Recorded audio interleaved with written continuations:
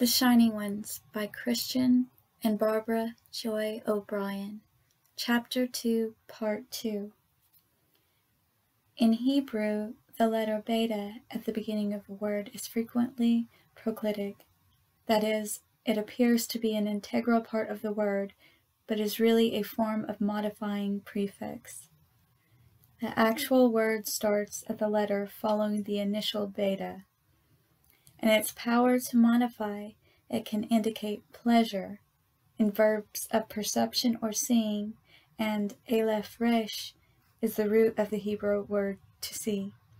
Consequently, it would appear to be perfectly justified to transliterate aleph resh aleph beta, not as bera, but as be-ra-ah. The latter would mean looked at with pleasure. Such an interpretation would alter the quotation too. In the beginning, the Shining Ones looked with pleasure on the highlands and the lowlands. If the Sumerian account is to be believed, that is exactly what the Shining Ones would have done, because they are recorded as having descended onto the summit of a commandingly high mountain, Hermon, from where they would have been able to view the land in which they were ultimately to settle. The difference between the two interpretations of Bera is of no immediate concern because paronomasia would have allowed both to be implied. But the final problem in the prologue, statement of quintessential quotations from Genesis, lies in the third, where the normal Elohim is elaborated to Yahweh Elohim. The term Yahweh has greatly puzzled Hebrew scholars, and really satisfactory no solution has been found for its meaning. The matter comes to a head in the following passages which precede the Exodus. Now Moses, tending the flock of his father-in-law Jethro, the priest of Midian, drove the flock into the wilderness and came to Horeb, the mountain of God. An angel of the Lord appeared to him in blazing fire out of a bush. The presence in the bush is described as Malach Yahweh, literally a messenger of Yahweh, or an angel of Yahweh, but the angel is made to describe himself thus. Exodus 3:6. I am, he said, the God of your fathers, the God of Abraham, the God of Isaac, and the God of Jacob. And Moses hid his face, for he was afraid to look at God. In these passages, there is a prime example of the difficulties that ensue when the plural term Elohim is translated as God. This messenger was an El, a shining one, an angel who would not have declared himself to be God. That would have been blasphemy. He was saying, in effect, I am one of the shining ones whom your fathers knew, and Abraham, and Isaac, and Jacob as well.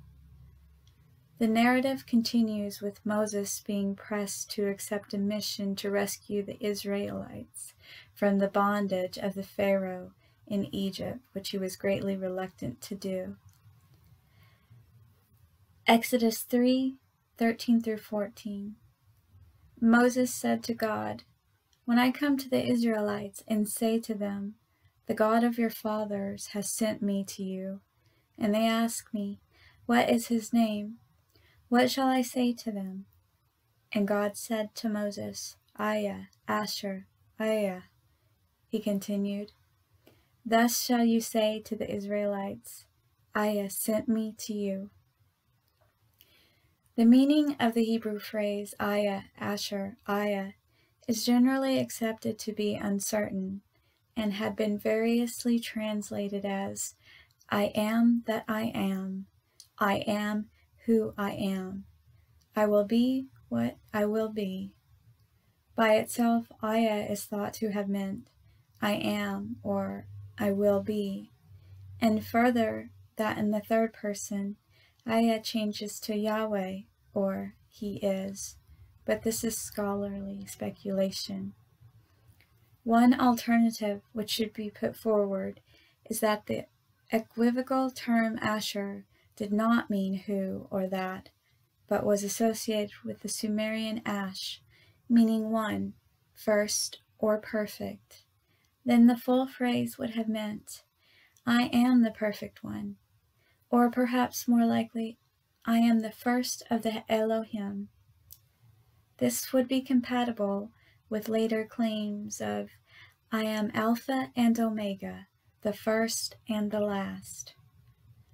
The term Yahweh may have stated simply, I am, or He is, the leader.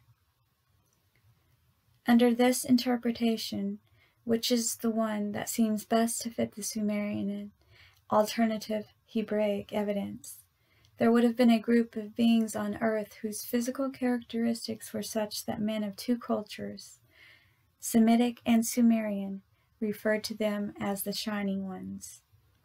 And the chief among the groups, in Hebraic terms, was Yahweh, the leader or Lord.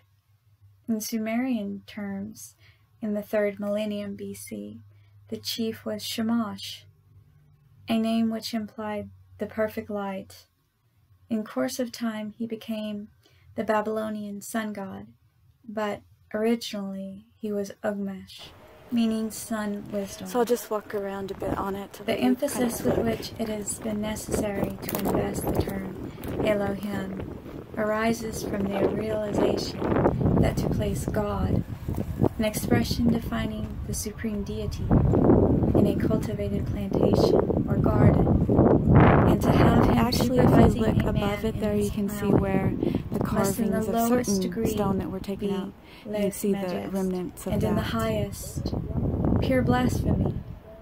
And again, I And yet apologize this is for the what wind, the churches which have done for centuries. I'll try to avoid But wind to static as record much that as a group possible, of shining beings, yeah, who appeared to the indigenous not be people to have possible. godlike qualities, who were responsible see a for cave making up over there? I was in that the plantations, last time for I was teaching here, the and it was basic quite amazing. concepts You of can horticulture, just feel that it's been and used for for recruiting thousands and local thousands men of to years. do the laboring work, brings a far more rational atmosphere into an emotive arena.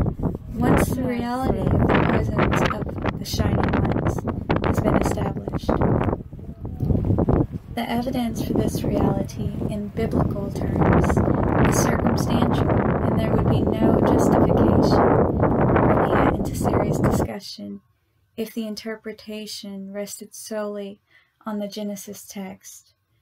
Fortunately, it is fully supported in far greater detail in both ancient Sumerian literature and in little-known parallel Hebraic writings.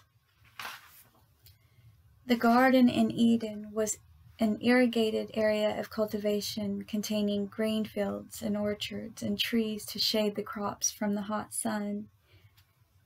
Its nature is reinforced by the reference to the need for it to be tilled or plowed.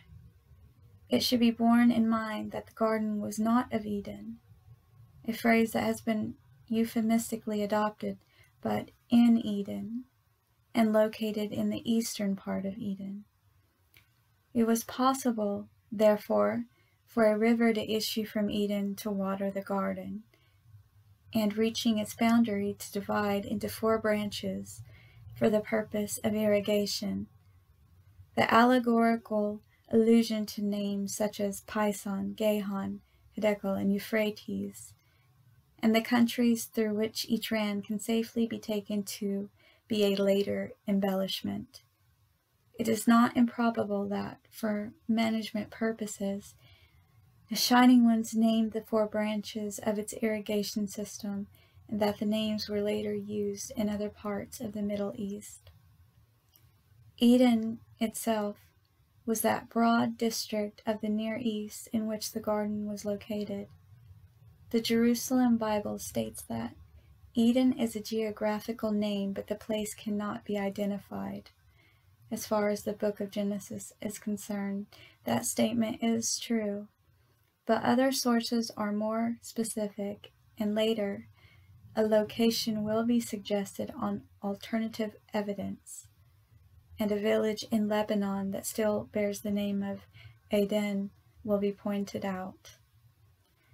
For now, the laconic passages of Genesis will be set aside, and the spotlight will be turned onto the far more rewarding alternative accounts that are able to bring the Garden in Eden to life, together with the shining ones who constructed it. A start will be made in the enterprise of the discovery with these Sumerian epics.